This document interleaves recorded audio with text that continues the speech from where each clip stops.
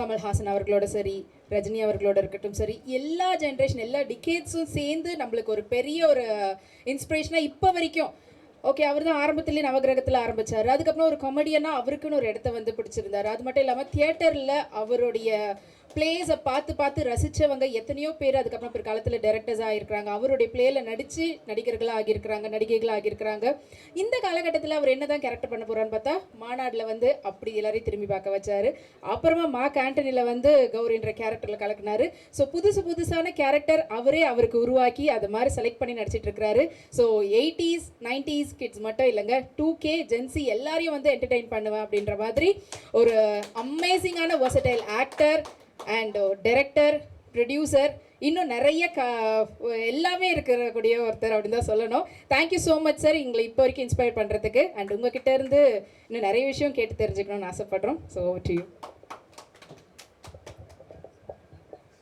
திரு லிங்குசாமி அவர்களுக்கு என்னுடைய வணக்கம். வந்திருக்கும் அத்தனை பத்திரிகையாளர்களும் ஊடக நண்பர்களுக்கும், நிறைய மூத்த பத்திரிகையாளர்லாம் ரொம்ப நாளாக நான் பார்த்துட்ருக்கிற நிறைய ஃப்ரெண்ட்ஸ் எல்லாம் வந்திருக்காங்க. எல்லாருக்கும் என்னுடைய வணக்கம். இந்த வெப் சீரிஸ் இருந்த காலத்தில் எப்படின்னா அது வந்து ஐபிஎல் மேட்ச் மாதிரி ஆயிடுச்சு. அது ஐபிஎல் மேட்ச் எதுக்காக ரொம்ப இம்பார்ட்டன்னா, அவங்க நினச்சி கூட பார்க்க மாட்டாங்க என்னைக்காவது ஒரு நாள் இந்தியாவுக்கு ஆடுவோன்னு. அந்த மாதிரி டேலண்ட்ஸ் எடுத்து கொடுத்தது ஐபிஎல் கிரிக்கெட்.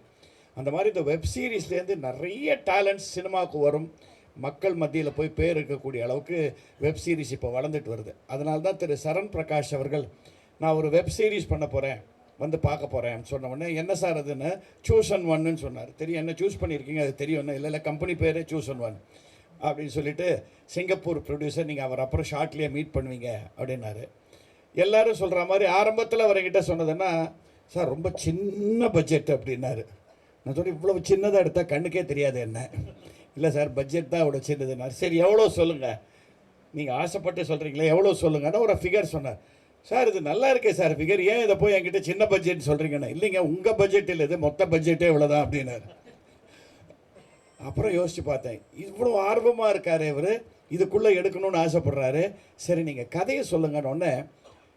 பட்ஜெட் எவ்வளவோ சின்னதாக இருந்தாலும் அந்த கதை ரொம்ப பிரம்மாண்டமாக இருந்தது. இப்போ என்னை பொறுத்த வரைக்கும் நான் என்றைக்குமே இந்த பிரம்மாண்டமான படம்னு சொன்னால் நான் அதை நம்ப மாட்டேன். 200 கோடி 300 கோடியில் ஐ டோன்ட் பிலீவ் பிரம்மாண்டமான படம் கிடையாது. சப்ஜெக்டோட வேல்யூ இருக்குது பாருங்கள், மக்கள் மத்தியில் போய் ரொம்ப நாள் நிற்கிது பாருங்கள், அதுதான் பிரம்மாண்டம். அந்த விதத்தில் இது வந்து ட்ரைட் அண்ட் டெஸ்டட் சப்ஜெக்டாக இருந்தது. நீதிமன்றத்தில் தவறு இழைக்கப்பட்ட ஒருவன், மரண தண்டனைக்கே போய் நிற்க வேண்டிய ஒருத்தன், ஆனால் தப்பாக அவனுக்கு அந்த தண்டனை கொடுத்துட்டாங்க. அவன் எப்படி காப்பாற்றப்படுறான், என்றைக்குமே இந்த ராங் பர்சனை போய் உள்ளே தள்ளிட்டாங்கன்னா அவனை காப்பாற்றப்படுற அந்த கதை காலங்காலமாக அது ஜெயிக்கக்கூடிய ஒரு கதை. அப்படி ஒரு அருமையான கதையை சொன்னார். அதில் எனக்கு கொடுத்த ரோல் ரொம்ப முக்கியமாக பட்டது. காரணம், அவனுக்கு அந்த தப்பான தண்டனையை வாங்கி கொடுத்த வக்கீலே நான் தான். ஸோ கடைசியில் என்னுடைய மனசாட்சி உறுத்தி அந்த பையனை போய் காப்பாற்றி விடுறது நான் தான் வரும்போது ரொம்ப இன்ட்ரெஸ்டிங்காக இருந்தது. அந்த ரோல் தான் அந்த பையன் யஷ்வந்த் பண்ணியிருக்கான், ரொம்ப நல்லா பண்ணியிருக்கான் அந்த பையன். ஸோ அப்படி சொன்னபோது பண்ணலாம் சார், என்ன எத்தனை நாளில் பண்ணுவீங்கன்னு சொன்னார். நான் அவர் சொன்ன மொத்த பட்ஜெட், மொத்த நம்பர் ஆஃப் டேஸை பார்த்தா இன்றைக்கி இருக்கிற புது படத்தில் பூஜைக்கே அவ்வளோ நாள் பண்ணுவாங்க, அதுக்குள்ளே படத்தை முடிக்க போகிறோம் அப்படின்னாரு. பட் நிஜமாகவே ஒர்க் பண்ணும்போது எனக்கு அந்த காலத்தில் அந்த 80s 90s அந்த பண்ண ஃபீலிங் கிடைச்சது. ஒர்க் பண்ண ஃபீலே கிடைக்கல. இப்போ நான் சகலகலா வல்லவனோ முரட்டுக்காளியோ எல்லாம் பண்ணும்போது இன்னமும் பெரிய படம் பண்ண மாதிரியே இல்லை. எஸ்பிஎம் சாரோட ஜாலியாக பேசிக்கிட்டே இருப்போம். அப்படியே போச்சு, ஒரு நாள் வந்து ஐயோ படம் முடிஞ்சு போச்சியா அப்படின்னு. அது நம்ம பீரியட் அது அந்த காலத்தில். அந்த மாதிரி ரொம்ப கேஷுவலாக அழகாக கதையிலேருந்து ஒரு இடம் கூட வெளியில் போகாமல் அனாவசியமாக இல்லாமல் ப்ரொடியூசர் கொடுத்த பட்ஜெட்டுக்கு அழகாக பண்ணி முடித்தார். அதுக்கு ஸ்பெஷல் கங்க்ராச்சுலேஷன்ஸ் நம்ம கேமராமேனுக்கு சொல்லணும் அவருக்கு டெஃபினட்டாக. ஏன்னா 5 ஸ்டார் ஹோட்டலை கொடுத்து அதை பெருசாகிடுன்னு சொல்கிறதுக்கு ஈஸி, ஒரு சாதாரண இடத்த கொடுத்து அதை 5 ஸ்டார் ஹோட்டல் மாதிரி ஆக்குன்னு சொல்கிறது தான் கேமராமேன் கையில் இருக்குது. அது மாதிரி இந்த கதைக்கு வேணுங்கிற அந்த டார்க் ஃபேஸுக்கு வேணுங்கிற அந்த டார்க் மூட்ஸை ரொம்ப அழகாக கொடுத்தாரு. And director was very clean.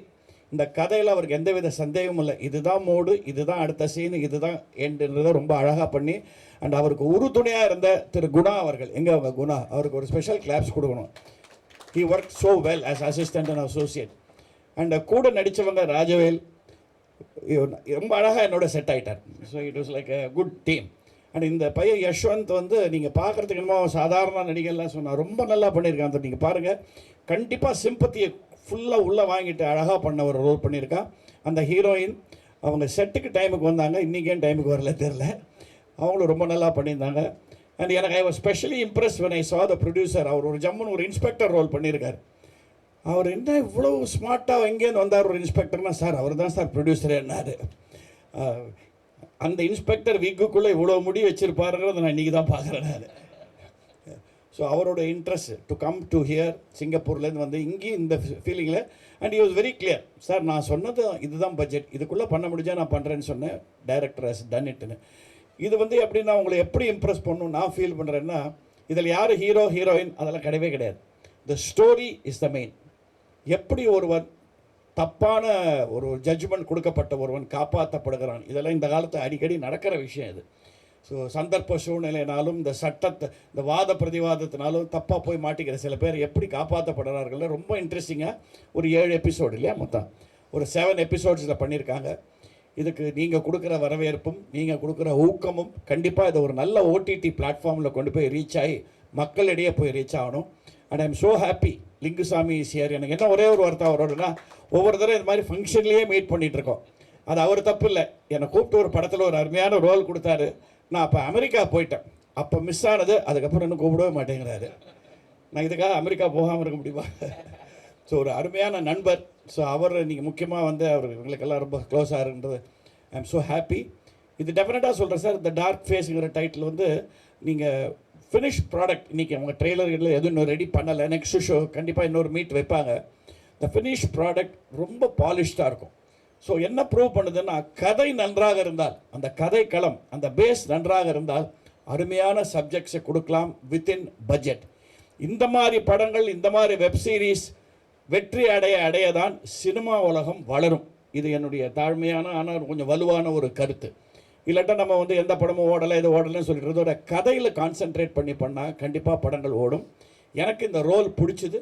அதனால தான் நான் இதை வந்து கண்டிப்பாக செஞ்சேன். பிகாஸ் நான் நாடக நடிகன் பேசிக்காக. அதனால் நாடகக்காரனுக்கு எப்படின்னா ரோல் ஒன்று கொடுத்துட்டா போதும். நான் இதை வந்து என்னோடய தெய்வமாக நான் மதிக்கிற சிவாஜி கணேசன் சார்கிட்ட பார்த்துருக்கேன். அவர்கிட்ட ரேட்டுக்கிட்ட பற்றியெல்லாம் பேசுவாங்க. அந்த அவர் ரோல் பிரமாதமாக இருக்குன்னு அவர்கிட்ட சொல்லிட்டு இருந்தால் அப்படியே பார்த்துட்டு இருந்து பண்ணுறேன் நடைன்னுவார் அவர். அதுக்கப்புறம் தான் மற்றதெல்லாம். ஸோ நமக்கெல்லாம் அந்த நாடக வெறி.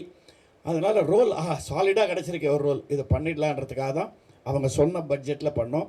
இதில் இன்னொரு விஷயம், என் டாட்டருக்கும் ஒரு அருமையான ரோல் கொடுத்துருக்காங்க. அவங்கன்னா டோட்டலாக நெகட்டிவ் ரோல். இந்த மாதிரி ஒரு நெகட்டிவ் ரோலில் நான் அவங்கள பார்த்ததே கிடையாது, அவங்களே பார்த்தது கிடையாது.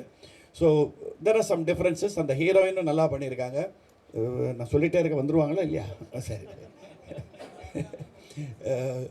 ஸோ டெஃபினட்டாக இது வந்து இந்த கிளைமேக்ஸ் கெஸ் பண்ண முடியாத அளவுக்கு ரொம்ப நல்ல சஸ்பென்ஸோடு வச்சுருக்காங்க இந்த படத்தில். ஸோ அது பாராட்டுக்குரிய ஒரு விஷயம். நீங்கள் வேணால் என்கரேஜ் பண்ணணும். இதெல்லாம் நான்லாம் சொல்லி பிரயோஜனம் இல்லை. நம்ம நிறையா பண்ணியாச்சு. இப்போ கூட நிறைய படங்கள் பண்ணிட்டு தான் இருக்கேன். இப்போ எனக்கு ரொம்ப சந்தோஷம். நான் தெலுங்கில் மைத்ரி ஃபிலிம் மேக்கர்ஸோட ஒரு ஃபஸ்ட் கிளாஸ் படம் பிரபாஸோட பண்ணிகிட்ருக்கேன். அதே மாதிரி நேர் ஆப்போசிட்டாக ஹிந்தியில் மாதவன் சார் கங்கனா ரனோத்தோட ஒரு படம் நல்ல ரோல் பண்ணிகிட்ருக்கேன். ஸோ ஆமாம், ஏஎல் விஜய் சார் டைரக்ஷனில். அதான் தெரியல, திடீர்னு 75 வயசில் எனக்கு காட்டில் மழை அடிக்குது. நோ, அதுதான் சொல்லுவாங்க. அதுதான் சிவாஜி சார் சொன்னதை மறுபடியும் சொல்கிறேன். நடிகனுக்கு மட்டும் வயசுங்கிறதே கிடையாதுடா. அவன் உடம்பு ஒத்துழைக்கிற வரைக்கும், மூளை ஒத்துழைக்கிற வரைக்கும், அந்த மன வலு அது ஒத்துழைக்கிற வரைக்கும் நீங்கள் நடிச்சுக்கிட்டே இருங்க. இன்றைக்கும் அது வந்து என்னால் முடியாதுங்கிறத சொல்லவே சொல்லாதீங்க. ஏன்னா அதை சொல்ல ஆரம்பிச்சிங்கன்னா நிஜமாக முடியாமல் போயிடும் அப்படின்னு அவர் கொடுத்த அட்வைஸில் முடிஞ்ச வரைக்கும் என்னுடைய ஆசை, இந்த மாதிரி நண்பர்கள், உங்களை பத்திரிகை நண்பர்கள், ஊடக நண்பர்களை சந்திச்சுட்டே இருக்கணும், நடிச்சுக்கிட்டே இருக்கணும். சரண் பிரகாஷ் மாதிரி எவ்வளோ பேர் வந்தாலும் என்னுடைய ஒத்துழைப்பு கண்டிப்பாக உண்டு. அண்ட் இந்த டார்க் ஃபேஸுக்கு please give them a good encouragement. Because நான் அஷ்யூர் பண்ணுறேன், story wise and content wise இது ஒரு பிரமாதமான subject. And now I request திரு லிங்குசாமி அவர்கள், நானே ரிக்வஸ்ட் பண்ணிடுறேன். இல்லை நீங்கள் சொல்லணுமா 2 வார்த்தை அவரை பற்றி? Okay, sorry. ஏன்னா ரொம்ப சென்சிபிள் சப்ஜெக்ட்ஸை கொடுக்கக்கூடிய ஒரு டைரக்டர். அதான் சொல்கிறேனே, நான் மிஸ் பண்ண முக்கியமான டைரக்டர்ஸில் இவர் ஒருத்தர். மிஸ் ஆகாது, கூடிய சீக்கிரம் சேர்ந்து பண்ணிடலாம். ஆனால் இந்த சந்தர்ப்பத்தில் நான் இதில் சொல்லலாம் வித் இஸ் பர்மிஷன், என்னுடைய ரீசன்ட் நாடகம் ஒரு அற்புதமான படமாக ஆயிருக்கு திரு சுரேஷ் கிருஷ்ணா டைரக்ஷனில், சாரு கேசிங்கிறது. கூடி சீக்கிரம் அந்த ஒரு பெரிய ஆடியோ ஃபங்க்ஷன்லேயும் உங்களை சந்திப்பேன். அது என்னுடைய லட்சிய படமாக வரணும். அதுக்கு முன்னாடி ஒரு நல்ல ரோல் நான் பண்ணியிருக்கேன்னு சொன்னால் அது இந்த டார்க் ஃபேஸ் தான், அதில் எந்த டவுட்டும் கிடையாது. Thank you so much. Wish you all the best and the whole team. All the best you.